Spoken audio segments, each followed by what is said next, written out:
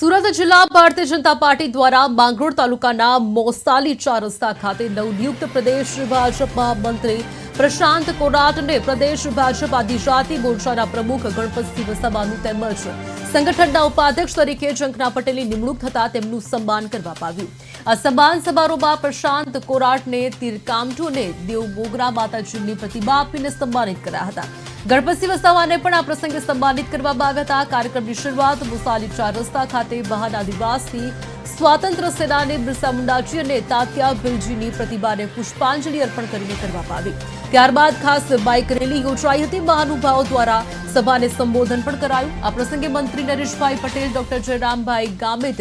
જિલ્લા પંચાયતના પ્રમુખ ભાવિનીબેન પટેલ, જિલ્લા ભાજપ પ્રમુખ ભરતભાઈ રાઠોડ, ધારાસભ્ય ઈશ્વરભાઈ પરમાર, મુકેશભાઈ પટેલ, મોહનભાઈ ગોડિયા, જંખના પટેલ સહિત મોટી સંખ્યામાં કાર્યકર્તાઓ ઉપસ્થિત રહ્યા હતા।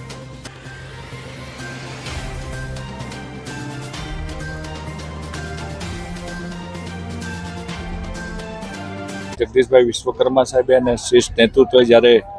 મને ભારતીય જનતા પાર્ટીના પ્રદેશ મહામંત્રીની જવાબદારી સોંપી છે, સાથે સાથે દક્ષિણ ઝોનના પ્રભારીની પણ જવાબદારી સોંપી છે, ત્યારે આજે પ્રથમ વખત દક્ષિણ ઝોનના પ્રવાસે હોય ત્યારે સુરત જિલ્લા ભારતીય જનતા પાર્ટી દ્વારા અને ખાસ કરીને અમારા એસટી મોરચાના અધ્યક્ષ અને આ વિસ્તારના માંગરોળ વિધાનસભાના લોકપ્રિય ધારાસભ્ય આદરણીય શ્રી ગણપતભાઈ વસાવાના વિસ્તારની અંદર મારું અને બેન જંખનાબેન પ્રદેશના ઉપાધ્યક્ષ ભાઈ ગણપતભાઈનું સુરત જિલ્લા ભારતીય જનતા પાર્ટીના કાર્યકર્તા દ્વારા અને જિલ્લા ભાજપના અધ્યક્ષ આદરણીય શ્રી ભરતભાઈના નેતૃત્વમાં ખૂબ ભવ્ય સન્માન સમારોહનું આયોજન કરવામાં આવ્યું છે। ત્યારે હું સુરત જિલ્લાના સૌ કાર્યકર્તાઓ, સૌ લોકોનો આભાર માનું છું કે જે રીતે એમને અત્યાર સુધી ભારતીય જનતા પાર્ટીને પ્રેમ આપ્યો છે, ત્યારે આવનારા સમયની અંદર પણ ભારતીય જનતા પાર્ટી પર વિશ્વાસ મૂકીને એ જ પ્રેમ બરકરાર રાખે અને જ્યારે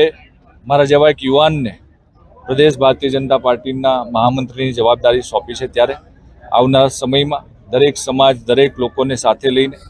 ભારતીય જનતા પાર્ટીના કાર્યકર્તાઓ વધારે મજબૂતાઈથી ભારતીય જનતા પાર્ટીની સરકારની યોજના લાભાર્થીઓ સુધી પહોંચાડે અને સરકાર અને સંગઠનનું સમન્વય રહે અને લોકો સુધી સંગઠનના લોકો